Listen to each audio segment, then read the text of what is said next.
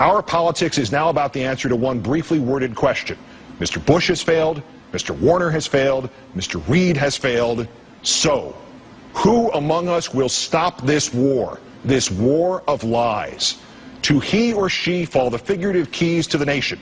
To all the others, presidents and majority leaders and candidates and rank-and-file congressmen and senators of either party, there is only blame for this shameful and bipartisan betrayal. I will promise you this, that if we have not gotten our troops out by the time I am president, it is the first thing I will do. I will get our troops home. We will bring an end to this war. You can take that to the bank. Hi, I'm Jill Hepker from Grinnell, Iowa. My question is, if you were president, what would be your strategy for ending the war in Iraq? Congressman Paul, what would it be? Just come home. We just marched in. We can just come home. Congressman Paul, your position on the war is pretty simple. Get out. What about, though, trying to minimize the bloodbath that would certainly occur if we pull out in a hurry? What about protecting the thousands of Iraqis who have staked their lives in backing the U.S.? And would you leave troops in the region to take out any al-Qaeda camps that are developed after we leave? The people who say there will be a bloodbath are the ones who said it would be a cakewalk, it would be a slam dunk, and that it would be paid for by oil. Why believe them? They've been wrong on everything they've said. So why not ask the people? Why not ask the people who advise not to go into the region and into the war? The war has not gone well one bit. Yes, I would leave completely. Why leave the troops in the region? It was the fact that we had troops in Saudi Arabia was one of the three reasons given for the attack on 9/11. So why leave them in the region? They don't want our troops on the Arabian Peninsula. We have no need for our national security to have troops on the Arabian Peninsula. And going into Iraq and Afghanistan and threatening Iran is the worst thing we can do for our national security. I am less safe. The American people are less safe for this. It's the policy that is wrong. Tactical movements and shifting troops around and taking in 30 more and reducing by 5, totally irrelevant. We need a new foreign policy that said we ought to mind our own business, bring our troops home, defend this country, defend our borders. So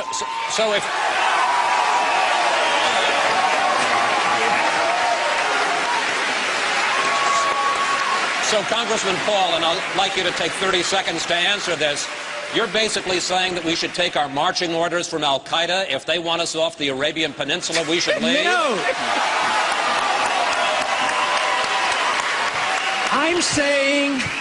I'm saying we should take our marching orders from our Constitution. We should not go to war.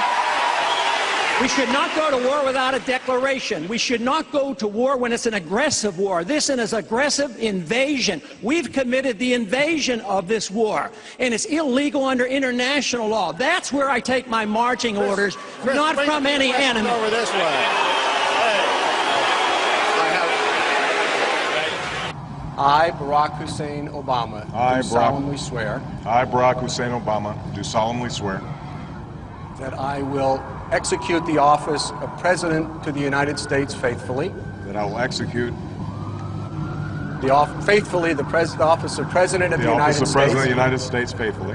And will, to the best of my ability. And will, to the best of my ability. Preserve, protect, and defend the Constitution of the United States. Preserve, protect, and defend the Constitution of the United States. So help you God. So help me God. Congratulations, Mr. President.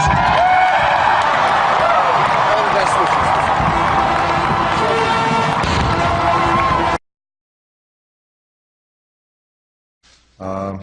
Helen Thomas.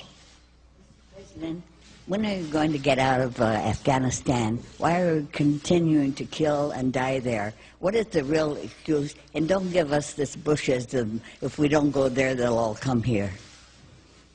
Well, Helen, the reason we originally went to Afghanistan was because that was the base from which attacks were launched that killed 3,000 people. And I'm going to get to your question, I promise.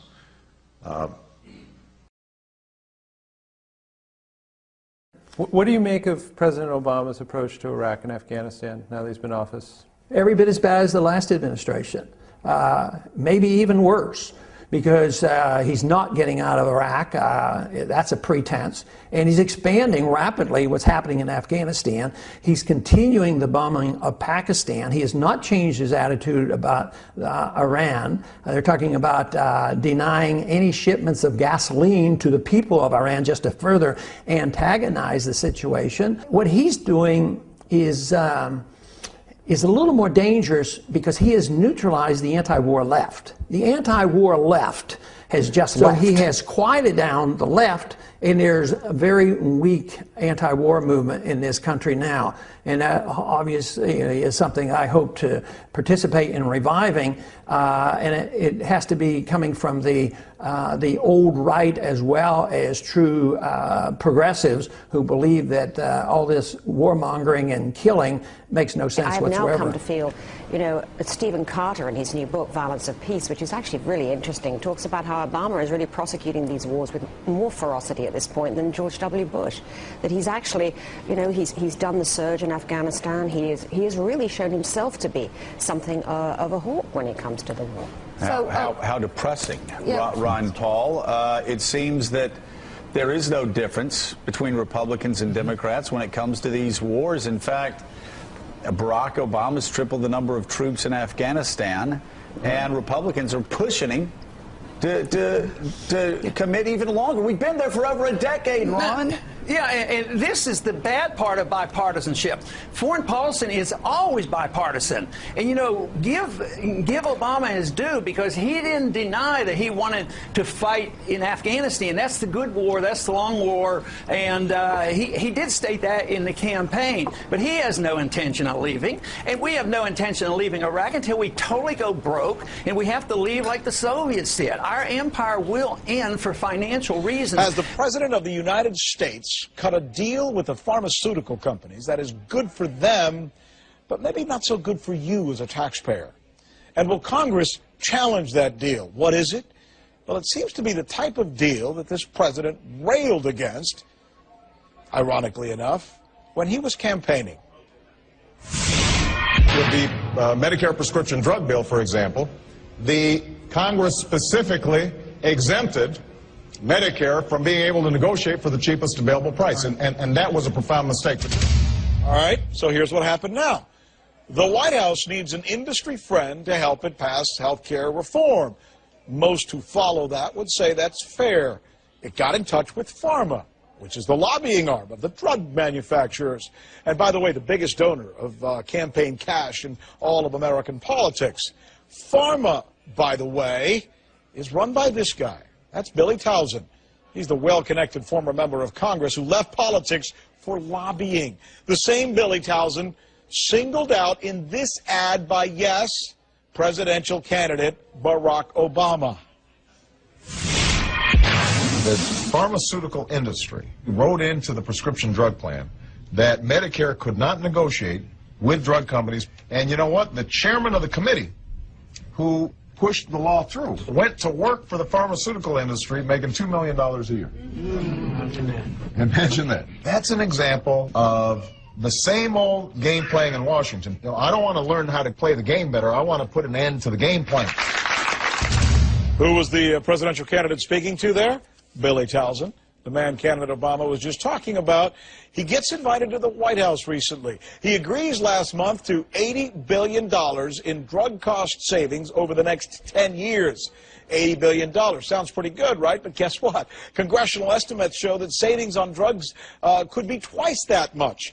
And the deal Tauzin got precludes further cuts down the road. In other words, it's locked in. Get it? The president wants to give more power, to the Federal Reserve. And if you come anywhere close to my understanding of the Federal Reserve, that's the last thing. I want to get rid of the Federal Reserve, and here he wants to enhance it. But I think they're locked in. Whether they're Republicans or Democrats, they're going to support the corporations. Even in medical care reform, who do you think is going to come out well on this? Corporations, drug companies, and insurance companies, they're being protected. You know, everybody, some conservatives accuse Obama of wanting socialized medicine. I don't don't think so. I think he wants to perpetuate corporatism, whether it's in the financial markets or whether it's in medical care or whatever. With a tale of two speeches, both from the same man, both from President Obama. One speech that could have been billed as a ballad to the Constitution, a proclamation of American values, a repudiation of the lawless behavior of the last presidential administration, and another speech announcing a radical new claim of presidential power that is not afforded by the Constitution and that has never been attempted in American history, even by George W. Bush and Dick Cheney. Remarkably, President Obama today made both of those speeches simultaneously. One civil liberties advocate told the New York Times today, quote, "We've known this was on the horizon for many years, but we were able to hold it off with George Bush. The idea that we might find ourselves fighting with the Obama administration over these powers is really stunning." And it is stunning, particularly to hear President Obama claim the power to keep people in prison indefinitely with no charges against them, no conviction, no sentence, just imprisonment. It's particularly stunning to hear him make that claim in the middle of a speech that was all about the rule of law. But we must do so with an abiding confidence in the rule of law. Our government was defending positions that undermine the rule of law to ensure that they are in line with the rule of law. How can a president speak the kind of poetry that President Obama does about the rule of law and call for the power to indefinitely, preventively imprison people because they might commit crimes in the future? How can those two things coexist in the same man, even in the same speech? Thank you, Mr. Speaker. My topic for this evening is now it's assassinations. What have we allowed ourselves to become? Are we no longer a nation of laws? Have we become instead a nation of men who make secret arrests? Are secret prisons now simply another tool of the federal government law enforcement? Is secret rendition of individuals now permitted out of misplaced fear? Have we decided that the writ of habeas corpus is not worth defending? Is torture now an acceptable tool for making us safe? Unfortunately, the single answer to all of these questions from the leaders of our country and to many of our citizens appears to be yes. And now we are told that assassination of foreigners as well as American citizens is legitimate and necessary to provide security for our people. It is my firm opinion that nothing could be further from the truth. We should have a strong president, strong enough to resist the temptation of taking power that a president You get the should sense have. that the country is desperate for someone to show us the way. Not the old way, not the same way, but a new way. Let me see if I get this right. We need to borrow $10 billion from China, and then we give it to Musharraf, who's a military dictator who overthrew an elected government, and then we go to war, we lose all these lives promoting democracy in Iraq. I mean, what's going on here? And you're saying break the ice. Let's talk to people. Let's not threaten. What we have in foreign policy is we have two policies. One, we threaten them. And if they do our bidding, we give them a lot of money. If we don't, we bomb them. We live way beyond our means with a foreign policy we can't afford and an entitlement system that we have encouraged.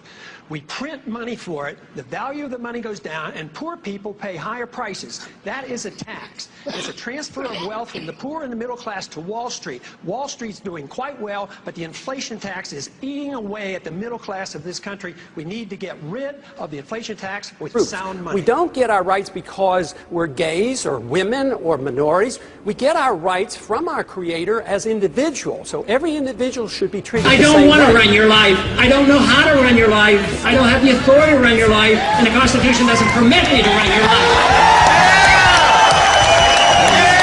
A currency or destroy a currency, the middle class gets wiped out. So the people who get to use the money first, which is created by the Federal Reserve System, benefit. So the money gravitates to the banks and to Wall Street. So that's why you have more billionaires than ever before. Today, this country is in the middle of a recession for a lot of people. Michigan knows about it. Poor people know about it. The middle class knows about it. Wall Street doesn't know about it. Washington, D.C. doesn't know about it. But it's because of the monetary system and the excessive spending. As long as we live beyond our means, we are destined to live beneath our means.